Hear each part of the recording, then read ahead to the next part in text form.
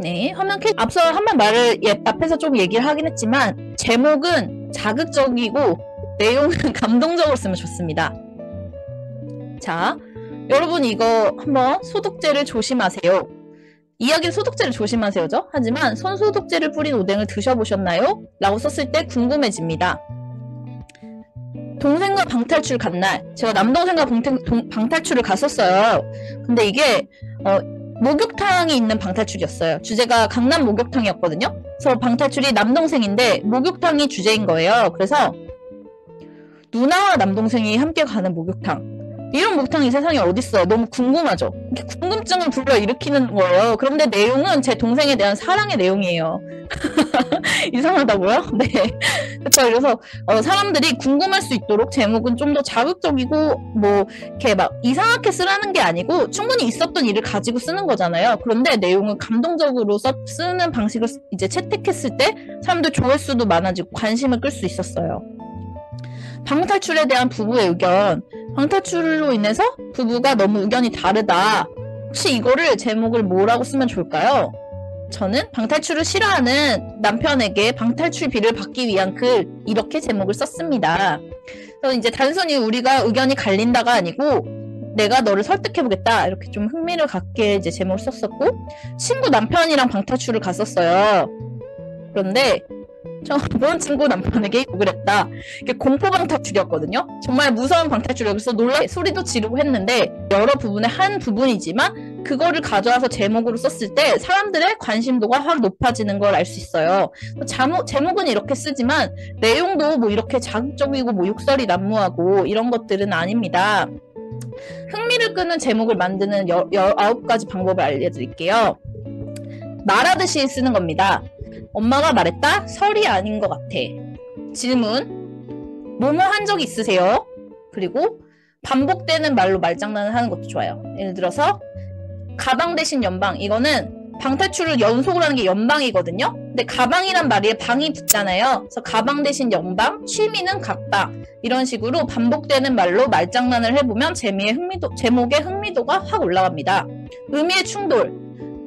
중고가 어떻게 좋나, 하지만 중고라서 오히려 좋다. 이런 것들. 밈이나 패러디.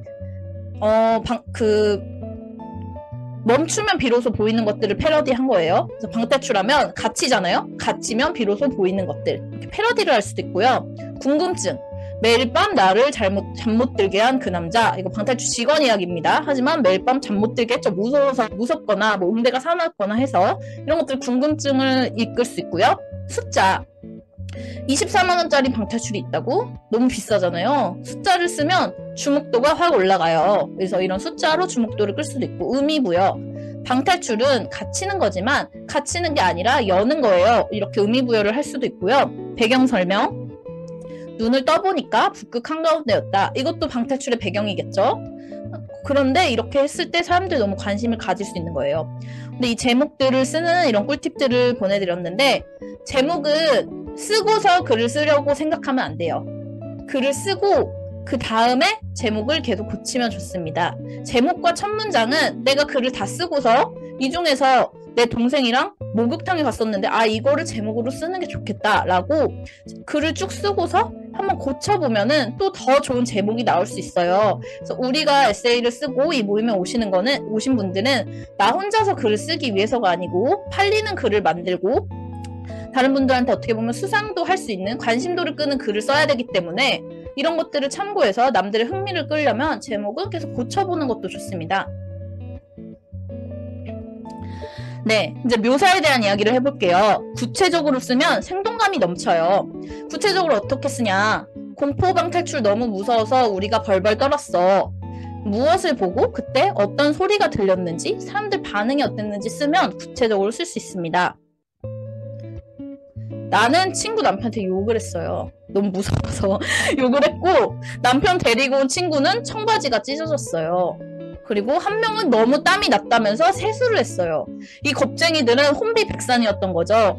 이때 상황을 묘사를 하면 너무 무서웠어요가 아니라 조금 더 사람들이 상황을 눈에 그려볼 수 있게 생동감 넘치는 묘사를 할 수 있겠죠. 조금 상상력 MSG를 쳐보는 것도 좋습니다. 이제 저 평소에 상상도 많이 하고 재밌는 이런 생각을 많이 하는데 이런 상상력을 실제 있는 일이 아니었더라도 MSG를 치면 또 더 글이 좋아질 수 있어요. 내가 소개로 만난 친구들이 둘이 모르던 사이였는데 만났어요. 나만 빼고 방탈출을 할까봐 무서운 거예요. 자다가 식은땀을 흘리면서 깼다. 악몽이었다.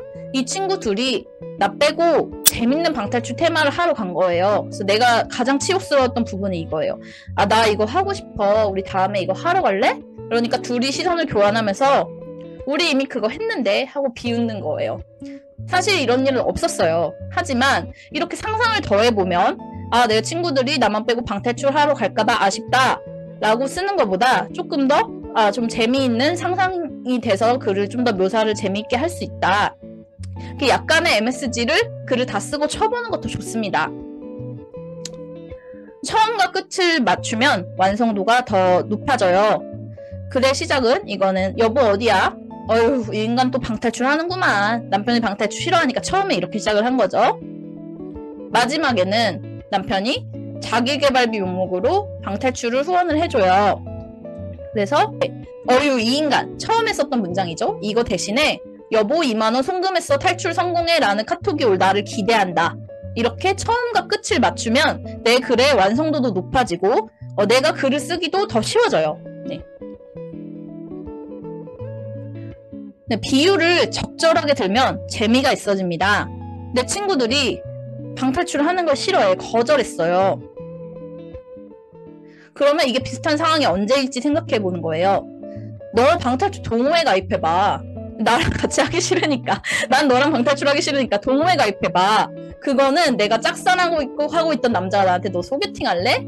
이렇게 말하는 것 같았다. 그리고 한 번 거절당하고 나니까 게임을 하자고 할 수가 없어요. 그러니까 방탈출 하러 가자고 말하는 게 다단계에서 치약 하나 사달라고 하는 것처럼 깨림직한 일이 되어버렸다. 더 이상 지인한테 권유하기가 무리였다.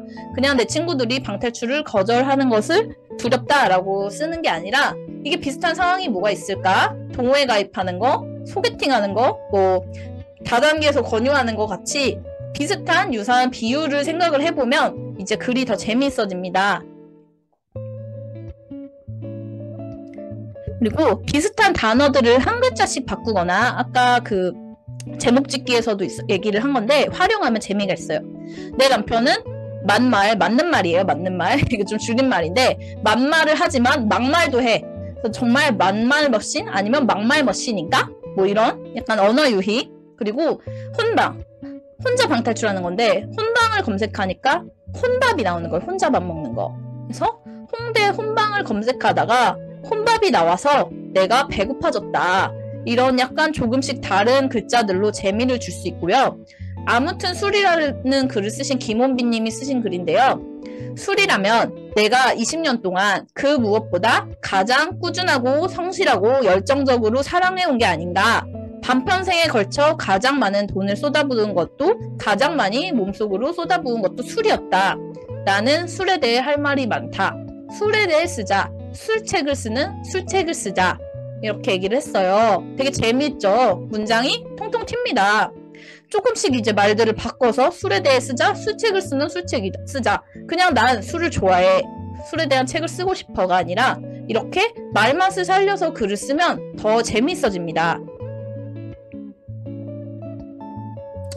전략적으로 목차 짜는 방법을 가르쳐 드릴게요.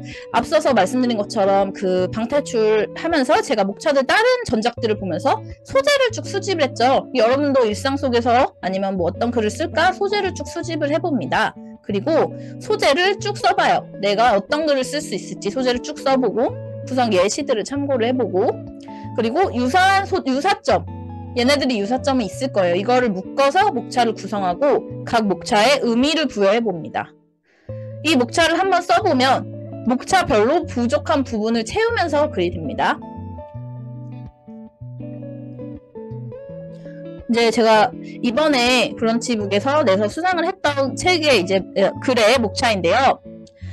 첫 번째 방은 왜 돈을 주고 같이 쉬냐고 해요. 이거는 내가 정해야 하는 방탈출 이야기예요. 그래서 방탈출하면서 내가 겪었던 사건들, 그리고 두 번째는 함께 갇히고 싶은 사람들. 처음에는 친구 남편한테 욕한 이야기, 방탈출 직원 만난 이야기, 이런 소재들을 묶어봤을 때 이 사람들은 내가 방탈출하며 만난 사람들이라는 목차로 하나 묶을 수 있는 거예요. 근데 이제 만난 사람들이라고 쓰는 게 아니라 함께 갇히고 싶은 사람들, 이런 식으로 조금 더 목차를 재미있게 구성을 해볼 수 있겠죠. 마지막 방, 세 번째 방. 이 방은 제가 제일 빨리 쓸 수 있었던 글입니다. 방탈출과 사회생활의 비슷한 점. 사회생활도 이런 게 필요하잖아요.